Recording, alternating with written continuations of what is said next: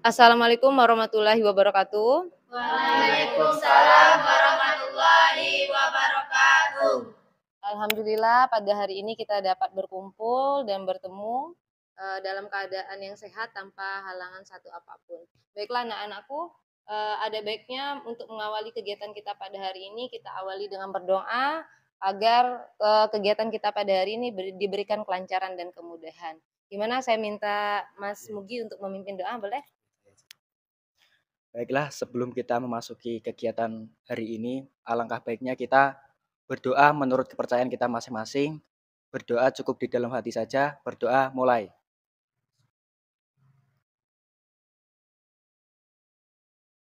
Doa selesai. Terima kasih kepada Mas Mugi yang telah bersedia untuk memimpin teman-temannya untuk berdoa. Semoga kegiatan kita pada hari ini diberikan kelancaran dan kemudahan serta diberikan kebermanfaatan bagi setiap individunya. Amin amin ya robbal alamin.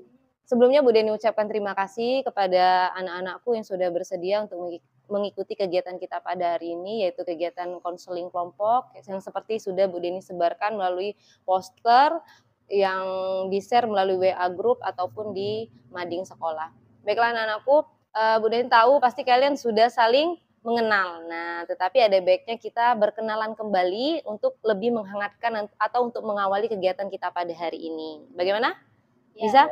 Nah, apa-apa ya, kita berkenalan ulang gitu, walaupun sebenarnya sudah saling mengenal. Nah, jadi perkenalannya agak berbeda. Jadi perkenalannya silakan setiap individu menyebutkan nama dan kelas. Nah, nanti teman yang selanjutnya silakan menyebutkan kembali perkenalan dari teman yang sebelahnya atau sebelumnya. Gimana? Paham? Oke, kita awali dari Mbak Dewi dulu atau Mas Mugi? Oke, boleh dari Mas Mugi. Silakan Mas Mugi, awali perkenalan. Baiklah, perkenalkan nama saya Mugi Setiawan dari kelas 12 IPS. Baiklah, sebelum saya memperkenalkan diri saya akan mengulang perkenalan dari teman yang ada di sebelah saya, yaitu Mugi Setiawan dari kelas 12 IPS. Dan saya sendiri, Faridatul Salihah dari kelas 10 IPS. Baiklah, sebelum saya memperkenalkan diri, saya akan memperkenalkan teman yang berada di sebelah kiri saya, yaitu Faridatul Salihah dari kelas 10 IPS. Dan saya sendiri, Cynthia Dwi Nur Anissa dari kelas 11 IPA. Baiklah, sebelum saya memperkenalkan diri saya akan mengulangi perkenalan dari teman di depan saya. Namanya Cynthia Dwi Nur Anissa dari kelas 11 IPA. Saya sendiri di sini bernama Tri Ayu Wulandari dari kelas 11 IPS. Baiklah, sebelum saya memperkenalkan diri saya akan memperkenalkan kembali teman yang ada di samping saya yang bernama Tri Ayu Wulandari dari 11 IPS. Dan saya sendiri Anissa Nur Hasanah dari 11 IPA. Akan saya ulangi, teman yang ada di sebelah saya ini adalah Anissa Nur Hasanah dari kelas 11 IPA, dan saya sendiri adalah Dewi Puspitasari dari kelas 12 IPS. Oke, baiklah itulah perkenalan dari kita semua tadi. Dan untuk saya sendiri sudah tahu namanya kan? Nama saya Deni, mengampu guru bimbingan dan konseling. Baiklah anak-anakku, terima kasih sudah bersedia berkenalan. Ada yang dari kelas 10, 11, dan kelas 12. Baiklah anak-anakku, kegiatan kita pada hari ini namanya adalah layanan konseling kelompok. Seperti yang telah tertera di poster yang sudah Bu Deni bagikan melalui WA Group dan majalah Jinjing Sekolah. Nah, Bu Deni mau tanya dulu, apa di antara kalian ada yang tahu atau sudah pernah mengikuti kegiatan konseling kelompok? Saya sudah, Bu. Tapi bukan konseling kelompok. Saya udahnya itu konseling individu. Oke, berarti Mbak Dewi pernah mengikuti layanan bimbingan dan konseling tapi bentuknya konseling individu. Kalau yang lain gimana? Belum. Oke, jika berarti belum ada yang pernah mengikuti kegiatan konseling kelompok. Nah, ini berarti pertama kalinya begitu ya? Oke, Bu Deni jelaskan sedikit. Jadi kegiatan kita pada hari ini namanya adalah konseling kelompok. Nah, konseling kelompok ini adalah proses pemberian bantuan kepada individu dengan sistem kelompok. Nah, memanfaatkan dinamika kelompok untuk membantu individu tersebut memecahkan atau menemukan solusi dari masalah yang sedang ia hadapi. Nah, konseling kelompok sendiri bukan hanya bertujuan untuk memecahkan masalah, tetapi dengan adanya dinamika kelompok ini, diharapkan nantinya kalian bisa, melatih kalian untuk berkomunikasi, terus cara bertukar pendapat begitu, dan, bagaimana kalian mempertanggungjawabkan apa yang sudah kalian komitmenkan dalam, kelompok. Nah, sampai sini untuk bentuk kegiatannya konseling kelompok ada yang ingin ditanyakan? Ada. Apa? Mbak Dewi mau tanya apa? Jadi gini Bu, kan kita kan ada masing-masing dari kelas yang berbeda, dengan pola pikir juga berbeda-beda. Oke. Nah ini gimana kalau nanti misalkan ada salah satu dari kita, tidak bisa mengemban tanggung jawab untuk merahasiakan apa yang sudah disampaikan oleh teman-teman yang ada di sini? Oke, jadi pertanyaan Mbak Dewi adalah bagaimana, ini kan kita semua ada yang dari kelas 10, kelas 11, dan kelas 12. Nah, Bu, bagaimana kalau misalnya nanti apa yang kami ceritakan tidak dapat dirahasiakan? Nah, oke, seperti yang Bu Deni sebutkan tadi, salah satu tujuannya adalah melatih kalian untuk bertanggung jawab atas komitmen yang telah dibuat oleh kelompok. Nah, tanggung jawabnya adalah salah satunya di dalam konseling kelompok itu ada beberapa asas atau ketentuan yang perlu kita sepakati atau perlu kita perhatikan. Yang pertama adalah asas kerahasiaan. Nah, asas kerahasiaan ini adalah rahasia. Apa rahasia? Artinya kita harus bisa menjaga rahasia. Nah, apapun nanti yang kita ceritakan, yang kita bahas dan kita obrolkan dalam kegiatan konseling kelompok ini tidak boleh diceritakan kepada siapapun, baik itu guru, teman dekat, pacar, atau bahkan orang tua. Nah, jadi yang tahu pembahasan kita hanya kita 1, 2, 3, 4, 5, 6, 7. Nah, begitupun Bu Deni. Bu Deni juga tidak boleh menceritakan, bahkan itu menceritakan kepada kepala sekolah sekalipun. Nah, bagaimana? Bisa berkomitmen untuk itu? Bisa. Bisa. Nah, selanjutnya ada yang namanya di dalam konseling kelompok itu asas kesukarelaan. Jadi, kesukarelaan berarti kita sukarela. Nah, sukarela datang ke sini mengikuti kegiatan dan sukarela juga untuk bercerita. Nah, jadi kalian ke sini ada paksaan? Tidak. Nah, jadi kalian ke sini karena apa? Karena melihat poster yang Bu Deni bagikan, ya enggak? Ya. Ya, tidak ada paksaan dari siapapun berarti ya. Ya. Oke, terpenuhi berarti untuk asas kesukarelaan. Dan yang ketiga adalah asas keterbukaan. Nah, asas keterbukaan ini adalah Bu Deni meminta nanti kepada siapapun untuk menceritakan masalah yang sedang dihadapi secara terbuka. Tujuannya untuk apa? Nanti kalau ada yang disembunyikan atau ceritanya sepotong-potong, nanti solusi atau alternatif pemecahan masalahnya tidak tepat. Nah, jadi apapun nanti yang ingin diceritakan, silakan ceritakan secara terbuka. Nah, yang terakhir ada asas kenormatifan. Ini juga penting anak-anakku. Jadi kita di dalam kelompok harus juga memegang asas kenormatifan. Artinya ketika ada teman yang sedang bercerita atau Bu Deni sedang menjelaskan atau temannya juga sedang memberikan pendapat atau saran, diharapkan yang lainnya nanti tidak berbicara atau membuat forum di dalam forum. Jadi sehingga kita sama-sama berperan aktif di sini, tapi jangan aktif sendiri-sendiri. Aktifnya itu yang bagaimana, Bu? Aktifnya ketika misalnya Mas Mugi sedang menceritakan masalahnya. Jadi Bu Deni minta kita semuanya untuk mendengarkan dengan seksama. Nah, jadi nanti kita nangkapnya tidak setengah-setengah, ya. Jadi ada berapa asas tadi? Ada 4. Asas kerahasiaan, sukarela, keterbukaan, dan asas kenormatifan. Nah, jadi oh iya juga, yang untuk kenormatifan Bu Deni minta nanti siapapun yang ingin bercerita atau mengemukakan pendapat atau memberikan saran agar kita tidak rebutan, silakan angkat tangan seperti biasa di kelas ya. Kalau mau ngomong silakan angkat tangannya. Nah, untuk ketentuan asas-asasnya gimana? Ada yang mau ditanyakan? Cukup? Cukup. Oke, kalau cukup Bu Deni jelaskan juga bahwa ada di kelompok ini ada peran-perannya. Nah, ada peran sebagai anggota kelompok dan ada sebagai ketua kelompok. Nah, ketua kelompoknya itu sendiri adalah Bu Deni. Tugasnya adalah untuk memfasilitasi kalian dalam bertukar pikiran, menceritakan, saling mensupport. Nah, sedangkan kalian sebagai anggota perannya adalah berperan aktif dalam memberikan saran, terus memberikan cerita-cerita mengenai yang sedang kita bahas gitu. Nah, jadi untuk perannya bagaimana, Mbak? Sudah cukup ya? Selanjutnya untuk teknis kegiatan kita pada hari ini dijelaskan bahwa nanti secara bergantian silakan setiap individu mengungkapkan masalahnya masing-masing. Nah, untuk masalah yang diungkapkan atau diceritakan adalah masalah seperti tema yang sudah Bu Deni terapkan di dalam poster. Nah, apa temanya? Mengatasi masalah dengan anggota keluarga. Jadi yang diceritakan adalah masalah atau cerita mengenai permasalahan dengan anggota keluarga. Jadi nanti secara bergiliran silakan kalian ceritakan. Nah, setelah kalian berenam mengungkapkan masalah kalian sendiri-sendiri, nanti kita akan sepakati masalah siapa atau cerita siapa yang ingin kita bahas.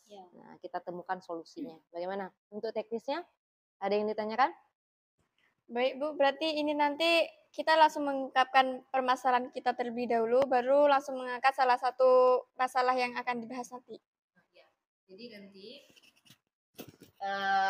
kalian silakan ungkapkan masalah kalian secara bergiliran. Nah, nanti di akhirnya kita akan mensepakati masalah siapa yang akan dibahas. Nah, misalnya nanti masalah Mbak Dewi. Nah, masalah Mbak Dewi lah yang nanti akan kita pecahkan secara bersama-sama dan Mbak Dewi juga yang akan menentukan solusi atau alternatif yang akan diambil.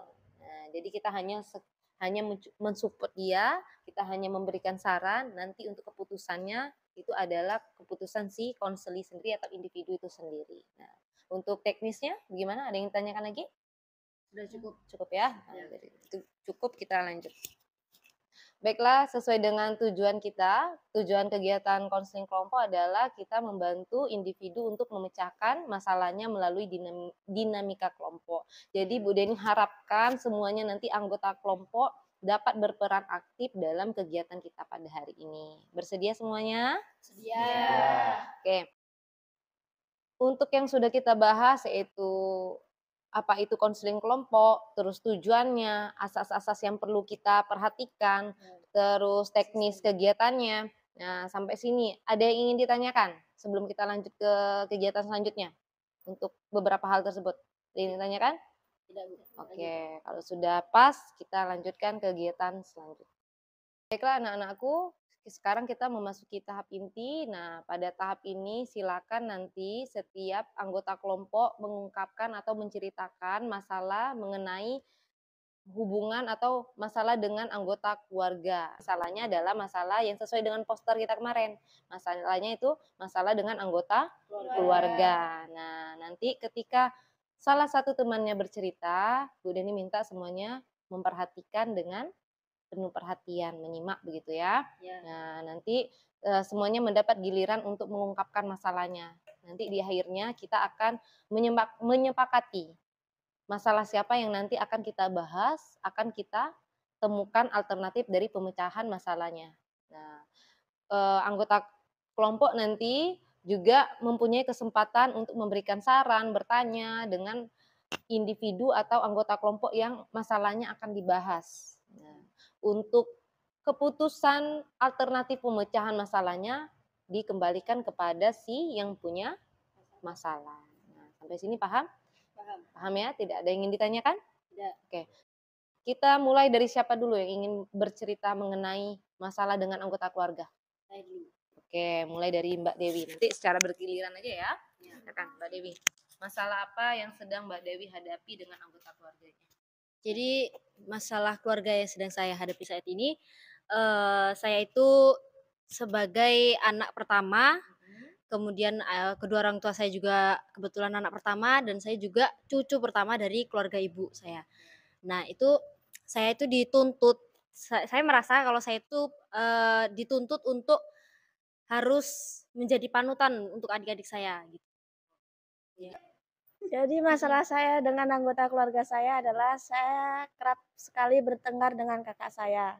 Permasalahan yang sedang saya hadapi dengan anggota keluarga yaitu kurangnya komunikasi dengan anggota keluarga karena anggota keluarga saya sedang memiliki kesibukan masing-masing. Jadi masalah saya ini di rumah karena saya itu sering dibanding-bandingkan oleh orang tua saya dengan kedua saudara saya. Baiklah, masalah saya dengan anggota keluarga saya, yaitu sering berantem dengan adik saya. Tetapi saya yang selalu disalahkan, seakan-akan adik saya yang selalu benar. Baiklah teman-teman, saya akan mengungkapkan bagaimana permasalahan di dalam keluarga saya. Yaitu seringnya saya beradu argumen kepada orang tua, Des. Oke.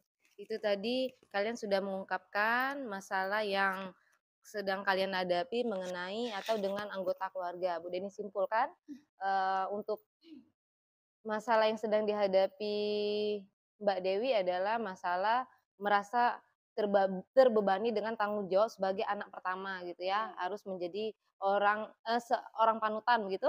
Oke, untuk Mbak Nisa, masalah yang sedang dihadapi adalah seringkali atau kerap kali bertengkar dengan sang kakak gitu ya. Nah, jadi kalau untuk Mbak Ulan, masalah yang sedang dihadapi adalah kurangnya komunikasi dengan anggota keluarga karena kesibukan masing-masing anggota keluarga. Apa bisa dikatakan Mbak Ulan merasa kurang perhatian, begitu? Bisa bisa jadi gitu ya? Oke. Kalau Mbak Cynthia tadi sering dibanding-bandingkan dengan kakak dan adiknya, begitu. Nah, yang bandingkan orang tua? Iya. Kalau Mbak Farida, masalah yang sedang dihadapi adalah, sering bertengkar dengan adiknya dan Mbak Farida merasa dia yang selalu disalahkan dan adiknya yang selalu dibela begitu ya, dibenarkan gitu. Nah, untuk masalah yang sedang dihadapi Mas Mugi adalah sering berargumen dengan orang tua. Nah, Mas Mugi merasa orang tuanya harus dituruti pendapatnya begitu? Enggak juga? Enggak juga, berarti masih ada demokratisnya begitu ya. Nah, itu tadi teman-teman, anak-anakku, masalah yang sedang dihadapi setiap individu. Nah, sekarang kita sepakati masalah siapa yang ingin kita bahas dari 6 masalah atau cerita yang sudah kalian ungkapkan. Oke, masalah Cynthia. Nah, anggota kelompok lain bagaimana?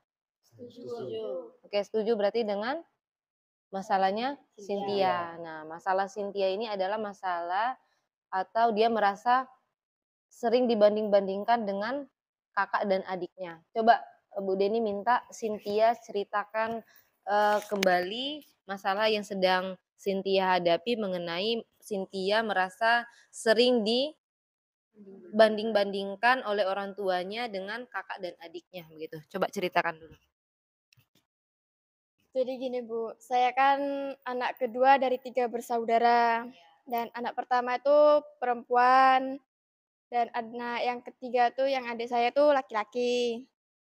Nah, kakak saya nih selalu dibandingkan dengan saya karena kan dia kan lebih mempunyai banyak kelebihan dari segala bidang lah. Jadi sering dipuji. Jadi kalau sedangkan untuk adik saya tuh kan karena anak laki-laki satu-satunya, jadi kan lebih kasih sayangnya lebih banyak dari untuk dia dibanding untuk saya gitu. Jadi anak-anakku semuanya, masalah yang sedang dihadapi oleh Cynthia adalah Cynthia merasa sering dibanding-bandingkan oleh orang tuanya berkaitan dengan si Cynthia ini adalah anak kedua. Nah, kebetulan anak pertamanya berjenis kelamin juga perempuan dan dan pandangannya Cynthia kakaknya ini punya kelebihan daripada si Cynthia dan kebetulan anak ketiga adalah laki-laki. Nah, Cynthia merasa si adiknya ini apa sih tadi Cynthia? Adiknya ya orang tuanya lebih banyak perhatiannya ke si adik. Nah, coba yang lain ada yang ingin ditanyakan nggak yang mengenai apa yang diceritakan oleh Cynthia? Dari permasalahan kamu yang udah kamu ceritain dari tadi, itu jadi gini, kayak setiap manusia itu kan memiliki perilaku. Nah, setiap perilaku itu pasti ada alasannya gitu kan. Nah, begitu juga para orang tua pasti memiliki alasan kenapa dia sering membanding-bandingkan antara anaknya dengan anak orang lain gitu kan. Nah, begitu juga untuk orang tua Cynthia, pasti itu ada alasan kenapa beliau itu sering membanding-bandingkan antara Cynthia dengan saudara-saudara Cynthia. Mungkin ada alasannya. Nah, jadi kita itu perlu tahu dulu tuh alasan apa sih yang mendasari mereka berbuat membanding-bandingkan antara Cynthia dengan saudara-saudara Cynthia. Ya, saya kan juga kurang tahu kenapa, alasan kenapa lah orang tua saya kok bisa membanding-bandingkan saya dengan saudara kandung saya dan anak tetangga juga lah. Ya mungkin mereka tuh ingin saya jadi lebih baik lagi, jadi pribadi yang lebih baik lagi lah, nggak kayak yang sekarang gitu. Jadi ya mungkin itu juga memberi untuk cara mereka untuk memberi motivasi juga. Coba Bu Deni mau tanya. Nah, coba Cynthia ungkapkan, ceritakan, bentuk membanding-bandingkan tuh yang seperti apa yang Cynthia sering, sering alami begitu? Misalnya orang tua berkata apa, atau perlakuan seperti apa yang menurut Cynthia itu adalah, bentuk orang tua Cynthia membanding-bandingkan Cynthia dengan adik ataupun kakak gitu?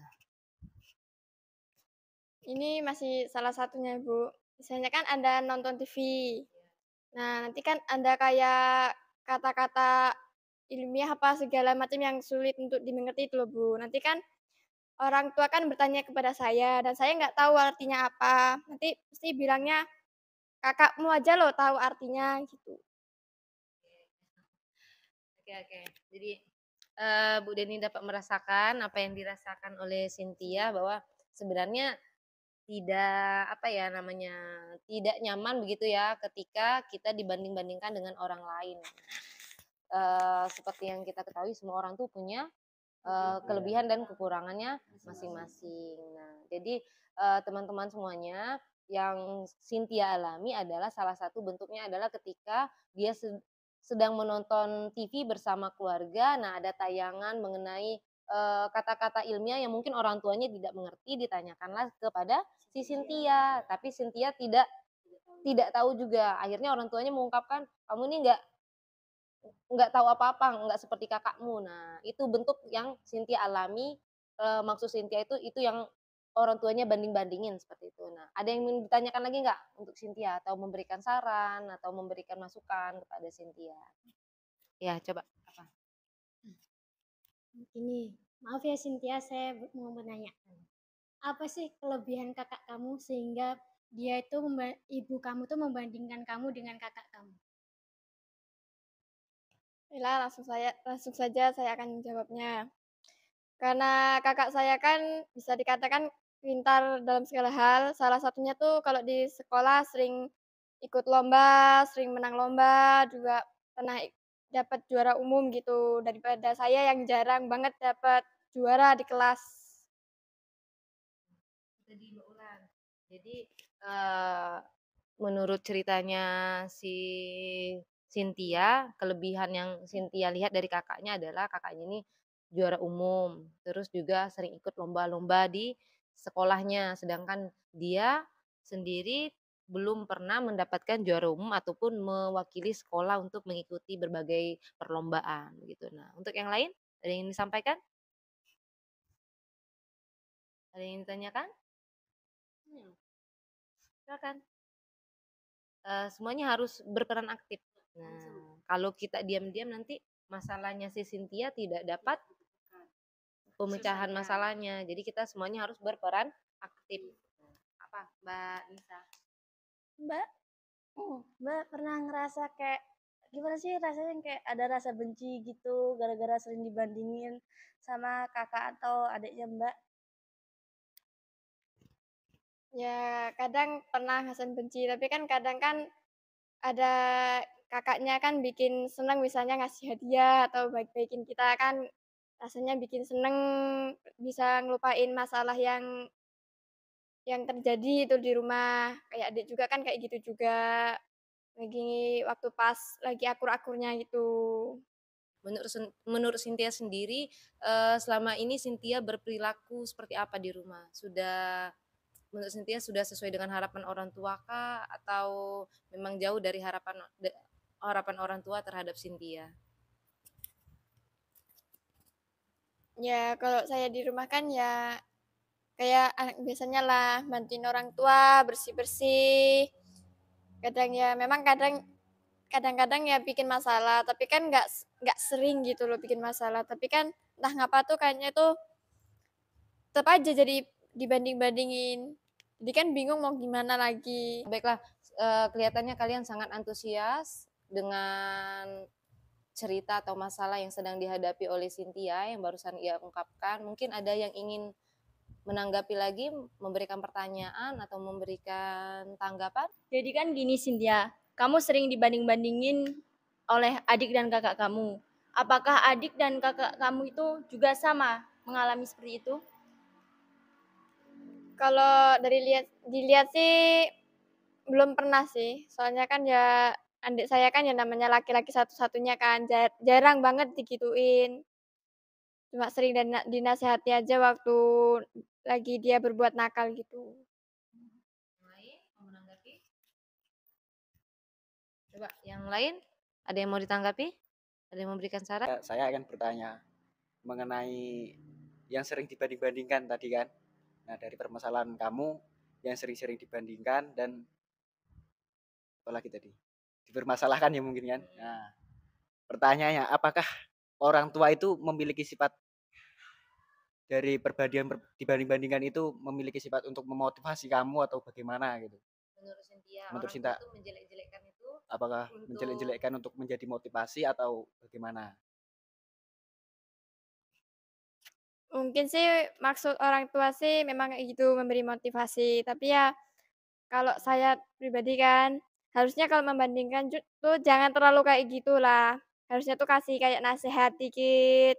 Nggak langsung membandingkan kalau misalnya kakak saya lebih pintar dari saya gitu. Jadi, dapat Bu Deni simpulkan bahwa sebenarnya harapan dari Cynthia bahwa Cynthia ini menginginkan orang tuanya tidak membanding-bandingkan seperti itu. Jikapun itu maksudnya untuk memotivasi, lakukanlah dengan cara yang lain begitu ya. Nah, Bu Deni mau tanya, bagaimana perasaan Mbak Cynthia atau perlakuan Mbak Cynthia atau bagaimana Mbak Cynthia menanggapi perlakuan orang tua seperti itu? Ketika dibanding-bandingkan tuh apa yang Mbak Cynthia rasakan? Ya biasanya kan sebelum gimana ya? Kadang kan agak adu argumen gitu kan. So, habis itu karena daripada tambah panjang kan mending saya ngalah aja. Terus ya kadang di kamar ngurung sendiri, biar nenangin diri dulu untuk pernah. Oke, jadi terkadang perlakuan yang oleh orang tua memberi banding itu membuat Cynthia merasa sedih gitu ya. Bu Deni dan teman-teman semuanya dapat merasakan bahwa dibanding-bandingkan itu bukan hal yang diinginkan gitu ya. Dibanding-bandingkan itu membuat kita tidak nyaman bahkan merasa sedih gitu. Baiklah Cynthia, Bu Deni mau tanya, dengan adanya perilaku orang tua yang katanya Cynthia suka membanding-bandingkan Cynthia dengan saudara-saudaranya, Bu Deni mau tanya seberapa jauh dampak yang Cynthia rasakan dengan adanya tindakan orang tua yang suka membanding-bandingkan Cynthia dengan saudara-saudara begitu. Bagaimana dampak dalam kesehariannya Cynthia? Dampak yang Cynthia rasakan gitu. Kalau dampaknya yang dulu kan saya dulu yang sekarang. Ya kan dulu lumayan kalau misalnya belajar lumayan semangat. Kalau untuk sekarang kan jadi menurun gitu loh anunya semangat untuk belajarnya. Jadi itu mempengaruhi kayak gitunya. Kalau untuk sehari-hari sih biasa-biasa aja sih. Cuma kadang kalau misalnya pas lagi marah misalnya kan, ya kurangin interaksi dulu biar nggak tambah emosi. Baiklah, dari apa yang Cynthia sampaikan tadi, Bu Deni memberikan apresiat kepada si Cynthia bahwa ketika dia sedang mengalami masalah atau tadinya dari rumah dibanding-bandingkan soal orang tua, mungkin kesal, kecewa begitu kan, tapi dia bisa mengatasinya, mengatasi emosinya dengan tidak banyak berinteraksi dulu dengan orang-orang sekitar untuk meredam emosinya. Itu salah satu mungkin tindakan juga yang bagus untuk Cynthia lakukan gitu kan, agar tidak emosinya semakin meledak. Kan ketika kita berinteraksi kan sampai di sekolah orang kan nggak tahu bagaimana kita di rumah tadi, apa kita dalam keadaan ke sekolah dalam keadaan yang senang, atau dari rumah tadi kita ke sekolah dalam keadaan yang habis dimarah begitu kan. Nah, tindakan Cynthia ini bisa diacung jempol karena dia bisa mengatasi emosinya, mengendalikan emosinya dengan tidak banyak berinteraksi dulu dengan orang-orang sekitar gitu. Nah, untuk itu ada lagi yang ingin disampaikan? Ya, silakan Mbak Ulan. Jadi waktu itu kan waktu berangkat sekolah saya mendapati Cynthia gitu Bu, lagi murung gitu, lemes, kayak nggak ada semangat hidup gitu loh Bu. Apa mungkin itu efek dari dibanding-bandingin oleh keluarganya gitu Bu. Oke, gimana Cynthia? Ya, kadang kalau misalnya ada masalah di rumah, kadang emang murung. Tapi kadang juga kalau misalnya gimana ya, agak melupakan masalah dari rumah lah. Ya, kalau ke sekolah ya biasa kayak main sama teman, kadang kayak gitu. Tapi kadang murung di kelas, entah nulis-nulis apa, entah bengong sendiri gitu. Berarti Mbak Ulan sendiri pernah mendapati Cynthia waktu ke sekolah dalam keadaan murung. Nah, di respon tadi oleh Cynthia bahwa itu terkadang memang efek atau dampak dari orang tua yang tadinya di rumah membanding-bandingkan begitu ya. Oke, anak-anakku semuanya. Jadi pada akhirnya dengan adanya pembahasan mengenai permasalahan Cynthia, akhirnya kita mengetahui bagaimana bentuk perilaku orang tua Cynthia yang suka membanding-bandingkan dia dengan kedua saudaranya. Terus kita sudah mengetahui juga dampak yang dirasakan oleh Cynthia, baik itu dampak dalam kegiatan sehari-harinya ataupun dampak emosi yang dirasakan Cynthia dengan adanya perilaku orang tuanya yang suka membanding-bandingkan dengan kedua saudaranya. Dan juga tadi Cynthia sudah mengungkapkan bagaimana ia sudah berusaha mengendalikan emosi, mengendalikan diri dalam menghadapi orang tua yang suka membanding-bandingkan dia dengan kedua saudaranya. Nah, pada tahap ini Bu Deni minta setiap anggota kelompok memberikan saran, solusi, atau alternatif pemecahan masalah yang bisa nantinya Cynthia jalankan dalam menghadapi ataupun mengelola emosinya, dan bagaimana saran kalian nanti yang dapat dijalankan oleh Cynthia agar hubungan Cynthia dengan orang tua, baik itu dengan saudaranya juga bisa terjalin dengan baik dengan adanya permasalahan ini. Nah, sekarang siapa dulu yang ingin menyampaikan saran, solusi, atau alternatif pemecahan masalah dari yang Cynthia hadapi sekarang, masalah yang sedang ia hadapi? Siapa dulu yang ingin memberikan? Oke, silakan Mbak Dewi. Ya baik, dengan adanya masalah tadi yang sudah diceritakan oleh Cynthia, saya ingin memberikan sebuah solusi, saran untuk Cynthia. Jadi begini, dilihat dari masalah kamu tadi itu, ada baiknya kalau kamu itu mau untuk berbagi kepada rekan yang lain atau rekan yang menurut kamu sudah dapat kamu percayai dia kalau dia itu tuh orangnya tuh amanah dengan apa yang semua kamu ceritakan, dia tidak pernah menceritakan pada orang lain. Nah, itu kamu bisa berbagi sama dia agar kamu tuh lebih lega, lebih tenang, juga bisa mendapatkan sedikit pandangan untuk kedepannya gitu. Siapa lagi selanjutnya? Baiklah, dari permasalahan yang sudah kita bahas, di sini saya dapat menyimpulkan solusi ataupun saran. Yang pertama, hendaknya kamu memaklumi orang tua kamu, karena sebagian kamu tuh orang yang lebih muda, hendaknya memaklumi yang lebih tua. Dan yang kedua, kamu hendaknya menjadikan motivasi untuk kamu jadi lebih baik lagi. Terima kasih. Kalau saran dari saya, menurut saya harus lebih terbuka lagi kepada orang tua. Bilang saja kalau apa yang disampaikan kepada orang tua Mbak itu secara tidak langsung melukai hati Mbak sendiri. Baiklah, pesan saya dari permasalahan ini yaitu ambil sisi baiknya. Mungkin orang tua kamu membanding-bandingkan kamu itu agar kamu menjadi acuan termotivasi lagi, contohnya kakak kamu. dengan orang tua kamu yang sering membanding-bandingkan, itu mungkin orang tua kamu itu tidak menutup kemungkinan ada alasan tertentu. Jadi kalau kamu bisa menarik kesimpulan atau bisa mengintrospeksi diri untuk menjadi yang lebih baik lagi gitu.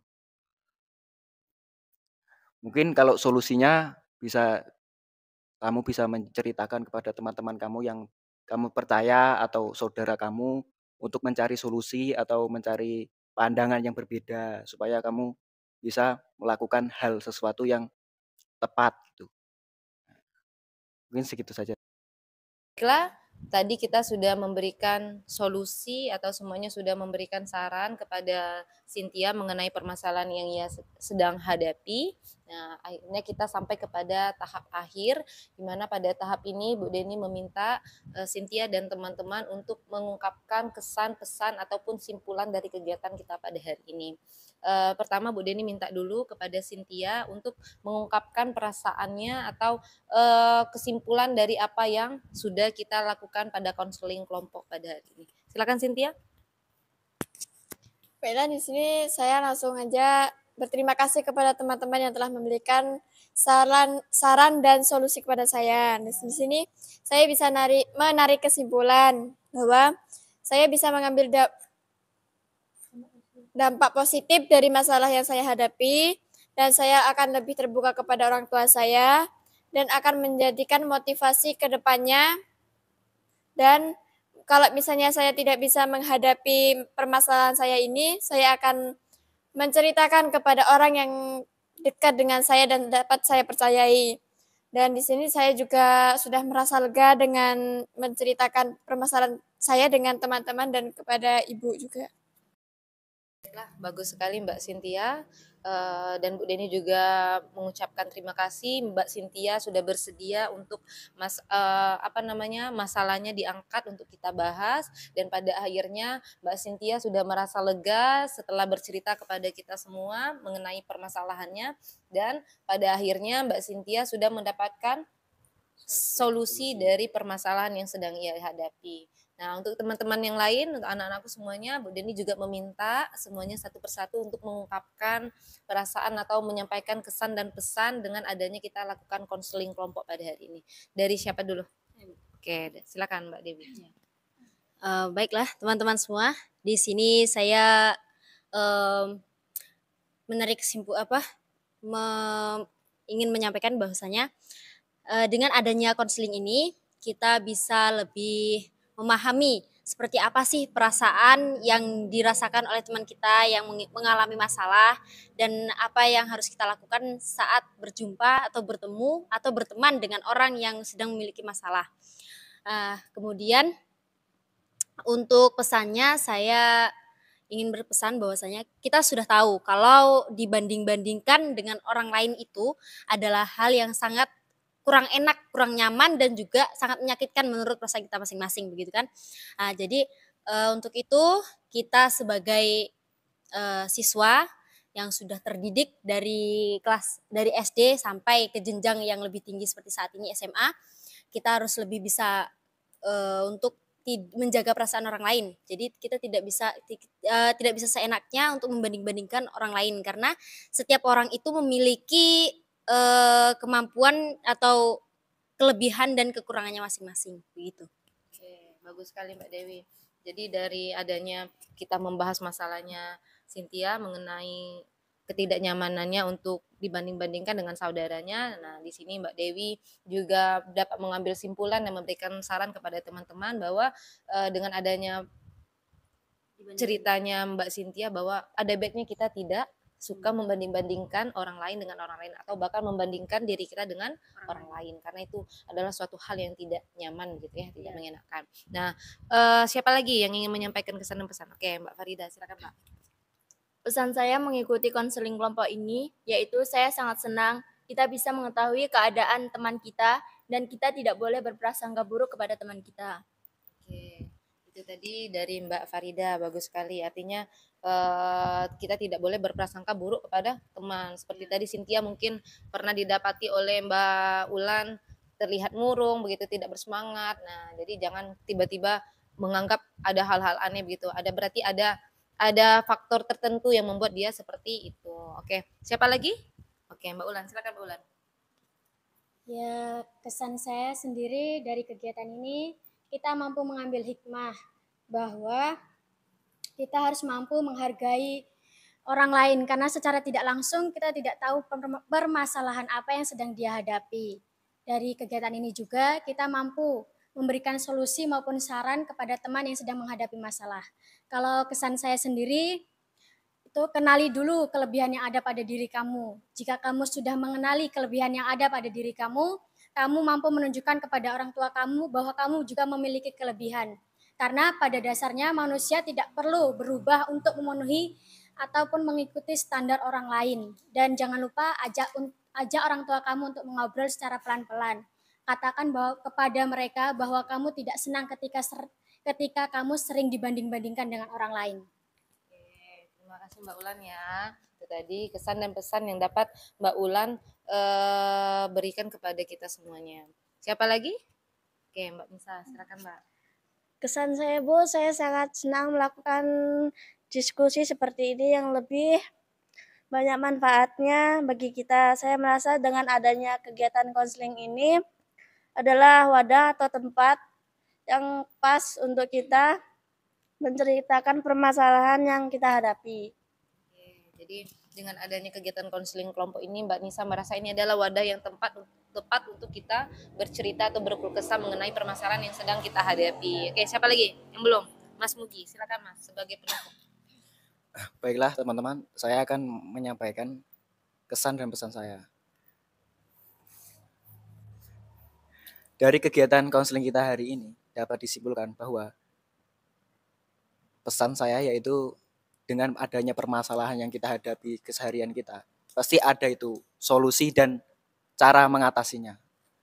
Nah, seperti contohnya kita dari Cynthia sendiri, nah permasalahannya sering dibanding-bandingkan. Nah, dari permasalahan yang sering dibanding-bandingkan dapat kita ketahui bahwasanya solusinya yaitu kita harus bisa menceritakan kepada orang yang dipercaya, kepada teman maupun saudara. Nah, dengan begitu diceritakan tersebut kita dapat mencari solusi atau pandangan yang berbeda. Nah, dengan begitu kita tidak sewena-wena untuk melakukan permasalahan ini dengan ego kita sendiri gitu. Oke, bagus sekali. Makasih ya Mas Mugi ya. Oke, dari apa yang telah kalian sampaikan dapat Bu Deni tarik kesimpulan bahwa setiap anggota kelompok bisa mendapatkan manfaat dari kegiatan kita pada hari ini. Nah, selanjutnya apa masih ada yang ingin disampaikan mengenai kegiatan kita pada hari ini? Tidak. Cukup? Nah, tidak ada lagi yang ingin diceritakan? Tidak. Oke. Baiklah, kalau tidak kegiatan kita pada hari ini dapat kita akhiri. Dan sebelumnya Bu Deni ucapkan terima kasih juga kepada semuanya yang sudah bersedia untuk melakukan konseling kelompok pada hari ini, dan juga terutama kepada si Cynthia yang sudah bersedia untuk masalahnya kita angkat atau kita bahas.